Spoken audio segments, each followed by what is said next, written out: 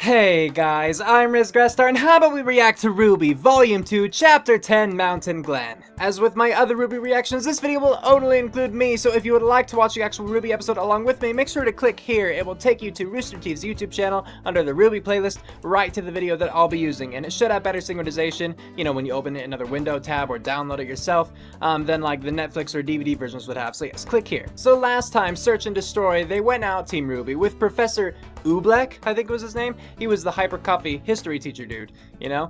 And they did kill a good number of Grim Beasts, and he had them do all the fighting basically. And along the way, he asked them why they all decided to be huntresses, except he didn't ask RWBY, you know? And so I'm curious to hear what her response is. My brother did remind me that she actually like gave her reasonings to Ozpin, you know, Volume 1, Chapter 1. But, you know, I want to hear it again. I want to hear it from her, see if anything has changed. And I do want to hear more from like the girls themselves. I'm really hoping that these next few episodes will have a lot more development, or you know, like along the same lines as Search and Destroy did, where we really get to see into the characters, you know, into their minds and their thoughts, desires, that kind of thing. You know, I want to know more about that stuff. I'm totally down to see combat too, but right now I don't know, I especially want to see more into their thinking, I guess. Lastly, even though I hardly talked about anything so far, the dog has yet to come into play, but he is with them on the trip. The dog, like their dog, Ruby's and Yang's, that their dad sent as he went on a mission, I believe it was. So he was going to be away, so he sent the dog away. But yeah, he hasn't come into play yet, but I'm sure that he will within these next few chapters, because we are nearing the end. Apparently, Volume 2 only has 12 chapters, and this is Chapter 10, Mountain Glen. So yes, we're definitely nearing the end. But with that said, let's get to watching. Alright guys, so for the best synchronization, I'm going to say 3, 2, 1, play, and when I say play, you hit play. So, 3, 2, 1, play. Okay, cool. Now the intro.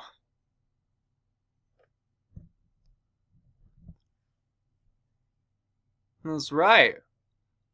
We cannot take it anymore. Weiss blends into that picture so much, though, with all of her whiteness.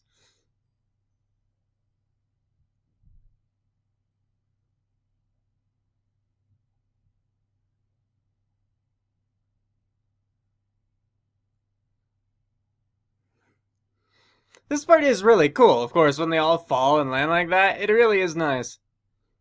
And the fighting, of course.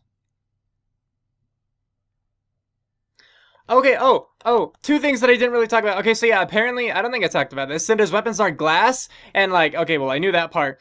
My brother suggested, though, that she, like, throws, like, sand and then has her fire semblance or whatever, or dust, that, like, heats it into the weapons. I thought that was a really cool idea. And, two, I didn't mention this before, but just the concept that they're actually named based, you know, like, named after colors because of his historical significance. I thought that was really cool, but I forgot to mention it. Menacingly.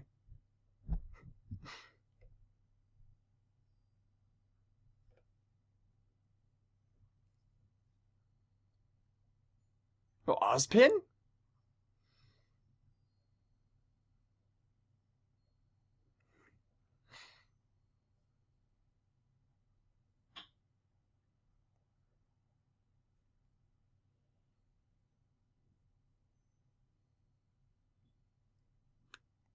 For the... okay. Where's this going? Oh, there you go.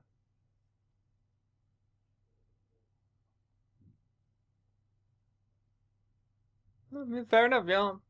I'm good with that. I mean, I'm in favor of Ozpin, so of course, but yeah, I'm good with it.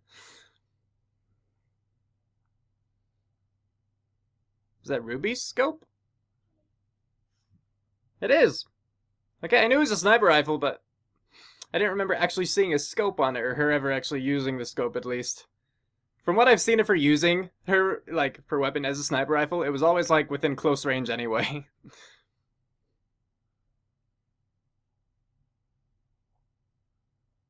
Okay, you know, close, medium, just not, like, extreme, what a sniper rifle would typically be used for.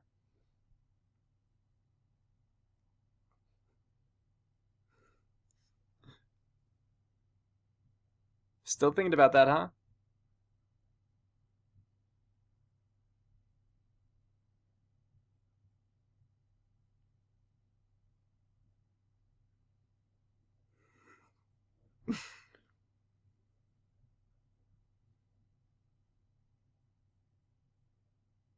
Mm-hmm.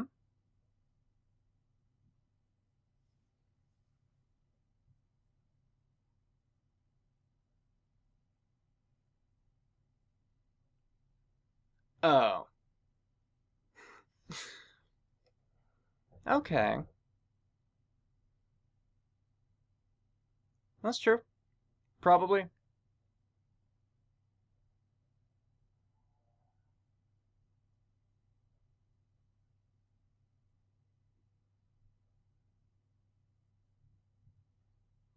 Hmm.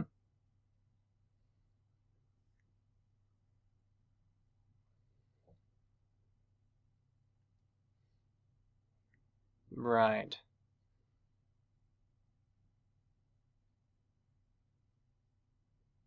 Like the jetty.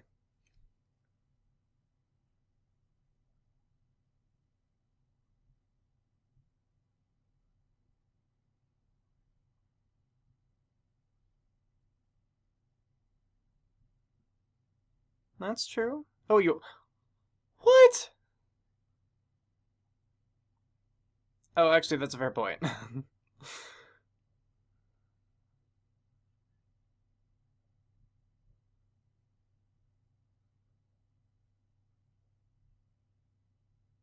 Oh, that's dark. I mean, like, it is sad, deep, kind of, you know?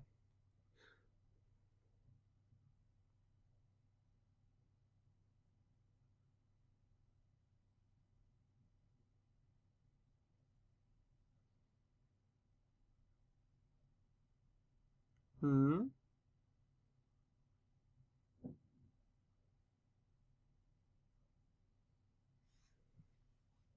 So hers didn't really change so far.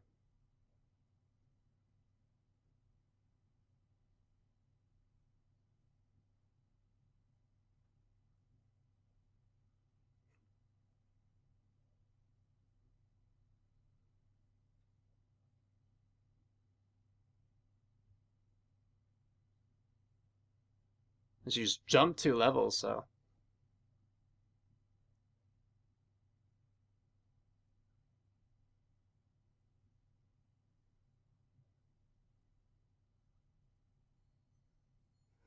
I mean, kinda.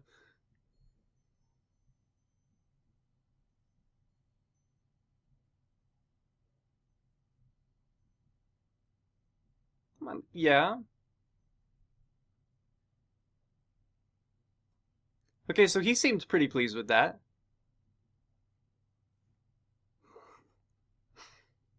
What is it, Pupper?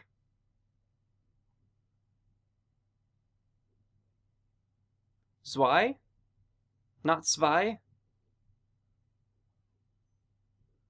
So it's like Zwei, but pronounced wrong. Zwei. Alright.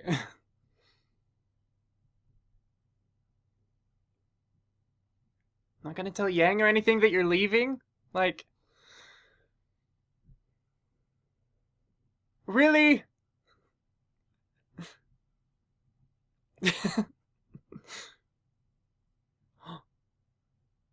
There's another person!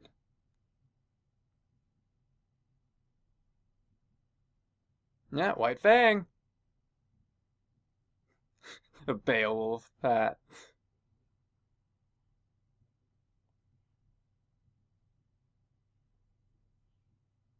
We're just gonna trust Zwei not to bark anymore.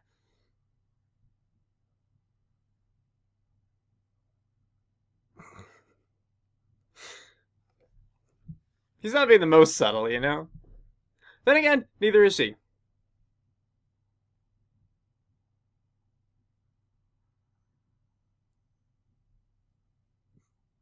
There we go.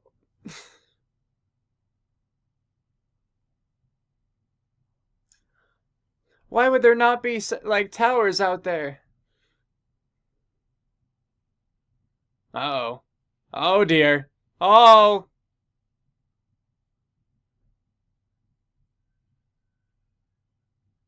He's okay. I'm gonna say that she's also okay, though. We've seen her take large falls. Now, I mean, what happens once she's down there? A subterranean city? Oh, snap, guys, mole people!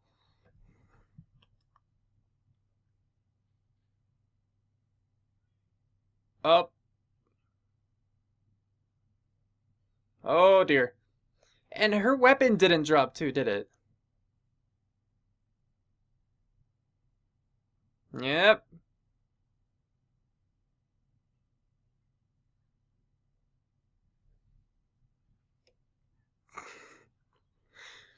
She, unfortunately, is not trained hand-to-hand.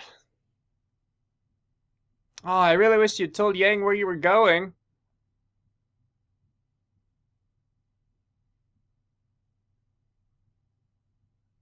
Mm-hmm.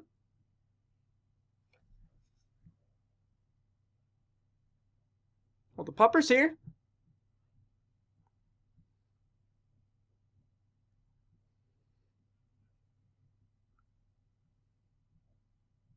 Yeah, maybe. It's a possibility for sure. Hopefully they'll actually be able to find her weapon right by that hole and be like, she might have fallen down there! Logical leap, I know, but... They have a big bomb, apparently. Might not be the only one, either.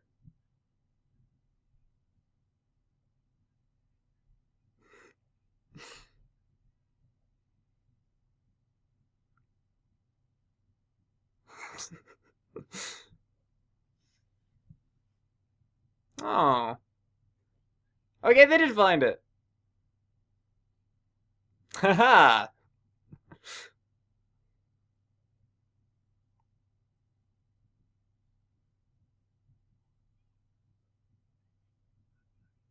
I don't know.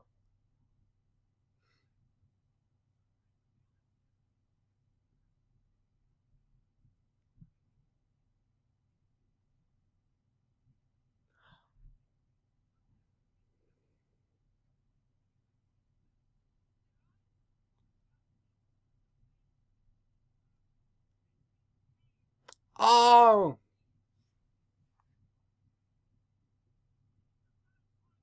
Oh, snap. Underground crime network.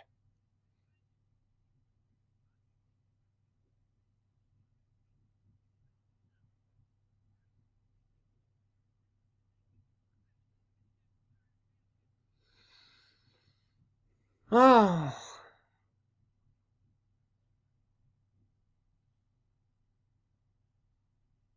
Hmm.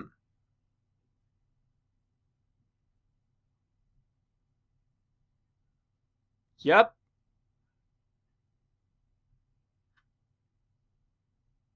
Until... Oh. That's a bummer.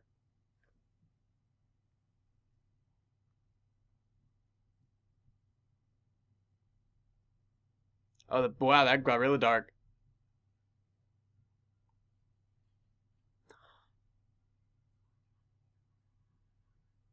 He got out his own weapon, guys! Created by Monty Oum. Directed by Monty Oum. And other things with other people. Alright, yeah, I mean, obviously that was the episode. So, it's gonna go through its, like, minute of credits, and then the pre-order volume 2, you know, and then the annotations bit, and then we will talk about this. In the meantime, let me just see the time. Okay.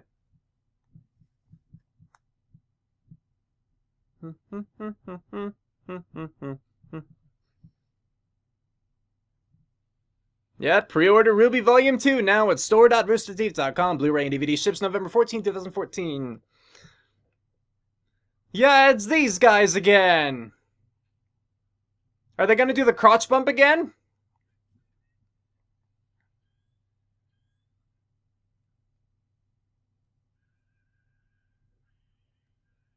I still don't know anything about these guys.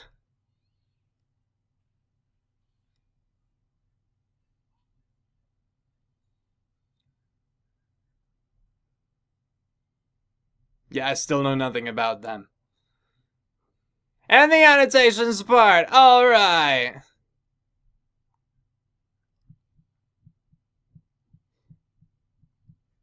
Okay, and we're almost done. almost gonna talk about. It's just a point of waiting. All right, it's done. All right, so this episode was 13 minutes and 10 seconds long, and now it's time to talk about it. So, first, this episode gave me exactly what I wanted right away. Like I said, I wanted more character development first off. I wanted to see more into the girls' thoughts, more about, like, why they wanted to be huntresses and everything. And that is how this episode started, with them, awake around the fire, discussing it. And, we saw that, Oobleck, I think that's his name again. I know I heard it, but I just, I don't pay attention to freaking everything because there's everything to pay attention to, you know what I mean? I have to pick. Anyway, so he overheard and he seemed pleased with what they decided, where it's a job. They need to defend the people, everything else kind of comes second, is what Weiss said, I think, to kind of paraphrase it.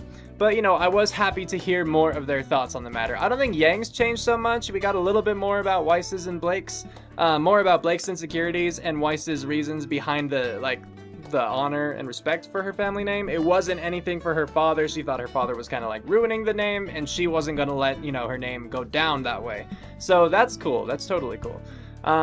And then, yeah, so RWBY went off without telling Yang, which, I thought was a bad idea from the start, as you heard me say, and it was. I don't blame her. Like, I'm not gonna say that was a stupid part, because I could see someone doing that, but it was just one of those things. It's like in horror movies where you're like, I'm gonna go check the basement. No, don't check the basement! That's a bad idea, but, they're gonna go do it anyway, and people might, so it's a reasonable thing. I'm not gonna fault it for that, but that was, one of the steps to create this plot bit, at least add to more of the tension. So now RWBY is in the position of Roman, but the team knows that she's down there, and so they're gonna get their weapons and they're gonna go down and rescue her. So I assume what's in store for us next time is a lot of, like, probably first some sneaking around, so, a bit of reconnaissance, and then some good old combat. Saving RWBY, and I don't think that there's too much that RWBY can do on her own until she gets her scythe, but I think that it would be really cool to see her become a little bit more witty, like quick thinking on her feet even without her weapons. It would be good to see that kind of leadership quality where, of good improvisation. Obviously, the leadership quality thing, maybe that's not the best term for it considering she would be alone at this point, but I would like to see her not be a total damsel in distress just because she doesn't have her scythe, you know what I mean? I understand that it's important, but it would just be something that I would like to see of RWBY to demonstrate her strength in more than one area, kind of deal. Aside from that, I don't really have any other expectations for this next episode. Again, I don't know what it's called, I don't know what the thumbnail is, so aside from what's been set up here, I don't know what could come. So, I don't think I have anything else to say. Like, this is quite short, but I don't think I have anything else left to say. I will touch on this again just because I only mentioned it in the beginning. Oh, and of course it didn't start right away with the girls talking, First we had Gilda go up to Ironwood, and they talked about, trusting Ozpin and everything, but I think that was all, and then we went right to the girls. Anyway, during that part, the very beginning, I mentioned that, when was it? I think it was in the episode Field Trip, when they first went to the first year meeting, and they were, told they were all going to go shadow a hunter or huntress. And, right, and it was revealed during Ozpin's little speech that apparently, there was this big old conflict before about, like, the arts being destroyed or lost or something, and, people, in order to fight back against that, they started naming, like, children after colors and things, and, knowing that they actually, like, the names actually have significance within the story, and it isn't just the creators of the show being clever kind of thing, that means so much more to me, like, I had this discussion with my younger brother about Jean's name, because I totally understood Jean because it was close to Joan, and he's kind of based off Joan of Arc a little bit, but I always wondered and kind of argued why, like, his name should have been spelled like Jean, like the French Jean. Not to say that the way it is now isn't French or anything, and he said it was more representative, how it is now, of the color yellow, which I understood, but that didn't mean to me that it should have been that way. But now that I know that there is such a cultural significance to colors, it totally makes more sense, and his name should be this way and not Jean. That's my opinion at this point in time, now that I'm a little more educated on the lore of the RWBYverse. So I definitely appreciated that. I thought it was really cool just, opening up that bit of, backstory to the world itself. Because, you know, we got little bits about the characters here and there, but this was one of the biggest points where we actually learned about RWBY as, like, a world, a universe, you know. I thought it was really cool. Anyway, that ends this episode, so let me know now what you guys thought about this episode in the comments below, whether you liked it, whether you disliked it, what you thought about this or that, etc. If you've seen this before or you just know stuff, do not spoil things for me or I will despise you.